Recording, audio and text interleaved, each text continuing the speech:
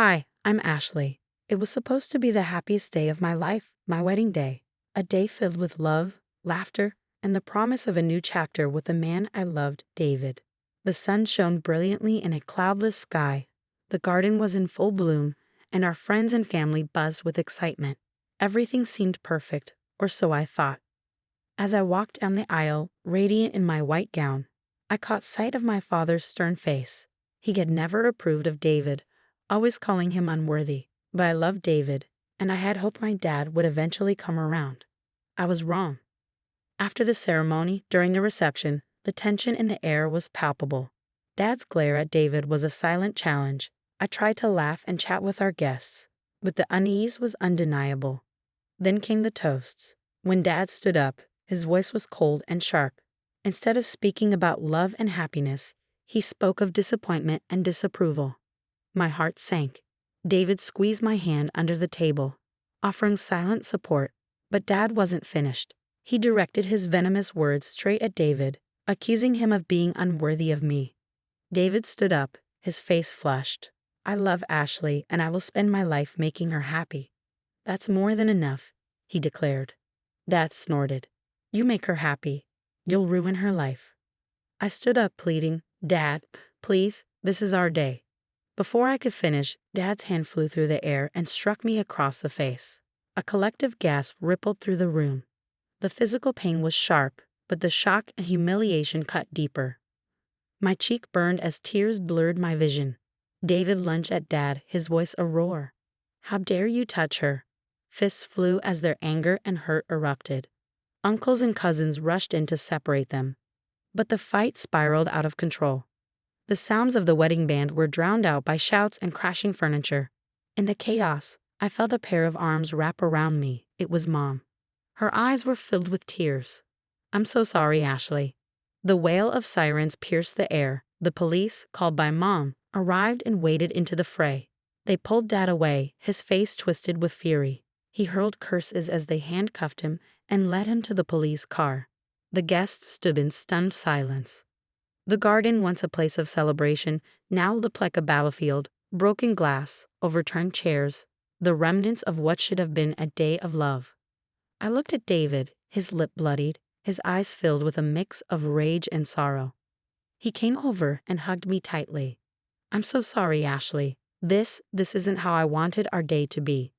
I leaned into his embrace, feeling the pieces of my heart breaking and rearranging. This was not the wedding day I had dreamed of. But it was a turning point, a moment that made me realize there was no going back. It was time to face the truth about my family, my father, and the life I was choosing with David. As the last of the guests left, whispering words of comfort and confusion, I knew this disaster was just the beginning. It was the start of a journey I never expected, a journey of standing up for myself, for my love, and for the life I deserved. A journey of confronting the past, seeking justice, and finding peace. And it all began on what was supposed to be the happiest day of my life. The morning after my wedding was nothing like I had imagined. There was no joyful breakfast with family, no reminiscing about the beautiful ceremony. Instead, I woke up with a stinging cheek and a heavy heart. David was already up, pacing in our small living room, his face tight with anger and worry. "Ashley, we can't just let this go," David said, his voice firm. I nodded, staring at my hands. "I know. But what can we do? He's my father." "Your father? He assaulted you at your own wedding." "That's not a father. That's a bully." I sighed deeply. He was right. Dad's actions were unforgivable.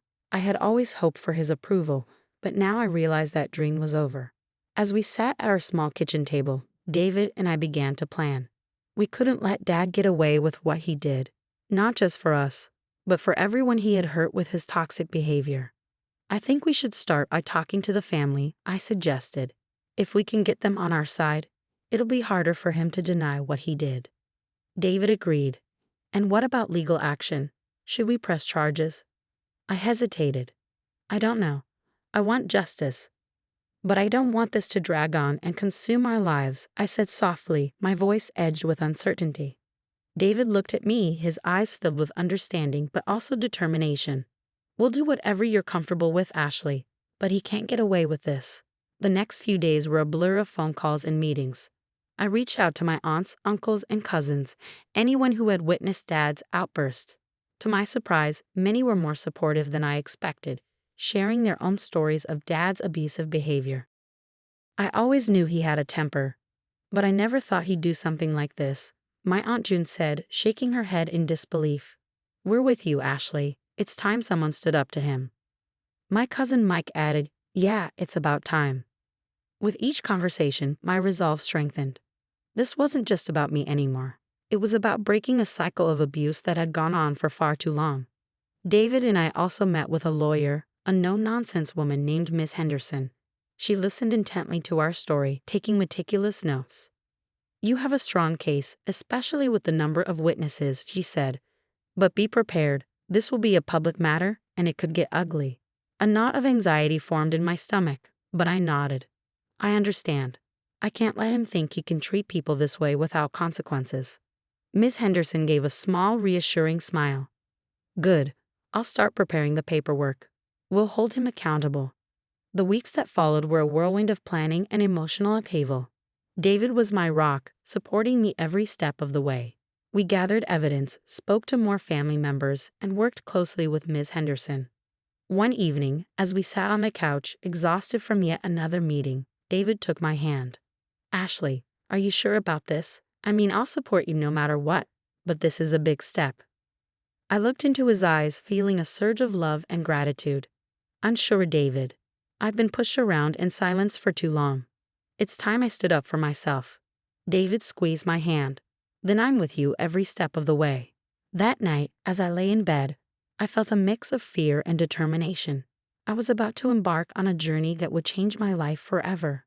But deep down, I knew it was the right thing to do. For the first time in a long time, I felt in control of my own story. I was ready to write the next chapter. In the days leading up to the confrontation with my father, it felt like living in a suspenseful movie. David and I were neck deep in our plan, gathering evidence of Dad's toxic behavior. It was heart-wrenching and empowering all at once. One sunny afternoon, I met my cousin Lisa at a local coffee shop. She had always been a bit hesitant around family matters. But as I shared my story, she opened up. Ashley, I've seen it too. At family gatherings, he's always so controlling and mean. I remember once he made Tommy cry just because he spilled some juice. Her words added to the growing pile of testimonies. It wasn't just me. Dad's behavior had affected so many of us. Later that week, David and I met with my Uncle Rob, Dad's brother. He had always been quiet, the type to avoid conflict. But this time, he spoke up. He's always been like this, Ashley. I wish I'd done something sooner. Your mom, she suffered a lot because of him. His admission shocked me. Mom had always seemed so strong, so resilient. I had no idea. With each story, the picture became clearer and more disturbing. Dad wasn't just difficult, he was abusive. A bully who had hurt his family for years. And it was time for it to stop. The day of the confrontation arrived.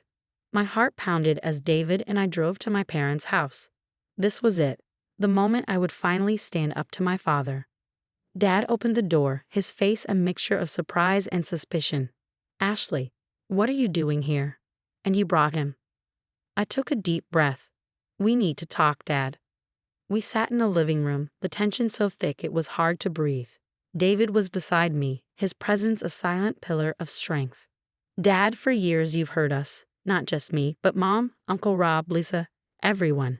It needs to stop. Dad's face turned red with anger. What are you talking about? I've done nothing but take care of this family. I pulled out the written testimonies, the evidence of his behavior. This is what I'm talking about. Your anger, your control, your abuse. He snatched the papers from my hand, skimming them quickly. This is nonsense. They're all ungrateful, just like you. Dad, please, I pleaded. Just read them. Understand the pain you've caused. For a moment, there was silence as he scanned the pages, but then he threw them down. I don't need to take this. I've done nothing wrong. I felt a wave of disappointment and anger. Dad, all we're asking for is an apology, an acknowledgement of what you've done. His voice was icy. You'll get nothing from me. You and your husband should leave. David stood up, placing a hand on my shoulder. We tried, Ashley. We tried. As we walked out, my emotions were a whirlwind. Disappointment, anger, sadness. Above all, there was a newfound determination. Dad's refusal to apologize only solidified my resolve. I was going to see this through, no matter what. The drive back was quiet. I gazed out the window, the passing scenery a blur. This wasn't the end. It was just another step in my journey, a journey that I was more determined than ever to complete. The weeks following my confrontation with Dad were a whirlwind. The story of what he did, bolstered by the testimonies of family members, began to spread. It wasn't just within our family anymore. It was in the community, on social media, everywhere. The man who had always presented himself as respectable and upright was now being seen for what he truly was. One afternoon, as David and I sat in our living room, my phone buzzed. It was a call from Mom. Her voice was hesitant, a stark contrast to her usual strength. "Ashley, your father, he wants to talk to you. He says he's sorry." I felt a jolt of surprise. Dad apologizing. That was something I never expected. "Mom, I don't know. After everything. Ashley, I understand if you don't want to. I just thought you should know." I thanked her and hung up. David looked at me, his brow furrowed with concern. "What are you going to do?" I sighed, feeling the weight of the decision settle on my chest. "I don't think I can forgive him, David. Not after everything." David nodded, his hand finding mine. "Whatever you decide, I'm here for you." A few days later, I received a letter from Dad. It was an apology, or at least his version of one. He wrote about his own upbringing, his regrets, his realization of the pain he had caused. But as I read it, something felt off. It wasn't about me or the pain he had inflicted. It was about him, his feelings, his experiences. I shared the letter with David, who read it carefully. "It's your decision, Ashley. But remember, you don't owe him anything." I knew he was right. This wasn't just about the slap at the wedding or even the years of emotional abuse. It was about a lifetime of toxic behavior, and a letter wasn't going to fix that. The decision was hard, but I knew what I had to do. I wrote back to Dad, telling him that while I acknowledged his apology, I couldn't just forget everything. There would be no reconciliation, no going back to the way things were. The day I sent that letter was the day I felt a true shift within myself. It was like letting go of a heavy burden I had carried for years. I was choosing my own peace, my own happiness. David and I began to rebuild our lives, free from the shadow of Dad's toxicity. We became more involved in our community, finding joy in helping others who had faced similar struggles. One evening, as we sat on our porch watching the sunset, David wrapped his arm around me. "We've come a long way, haven't we?" I leaned into him, feeling a sense of peace and contentment. "Yes, we have. And we did it together." As the sky turned a deep orange, I realized that this was just the beginning. A new chapter in our lives, one where we were no longer defined by the pain of the past, but by the hope of the future. Our journey had been long and difficult, but it had led us to a place of understanding and strength. We had faced the worst and come out stronger for it. And as I sat there with David, I knew that no matter what the future held, we were ready for it. This was our story of overcoming, of justice, and of moving forward. It was a story of empowerment, a testament to the resilience of the human spirit. And as I looked up at the stars beginning to twinkle in the evening sky, I knew that our story was far from over. It was just beginning. Discussion. Has Ashley's decision to not reconcile with her father, despite his apology, been the right one? Was it a show of strength and self-respect, or could it be seen as an inability to forgive and move on? What would you have done in her shoes? Share your thoughts in the comments below. Your opinions and perspectives make our community a rich and engaging place. If you enjoyed this story and want to see more, don't forget to like this video and subscribe to our channel. Your support helps us bring more content like this to you. Thank you for watching, and we can't wait to read your comments.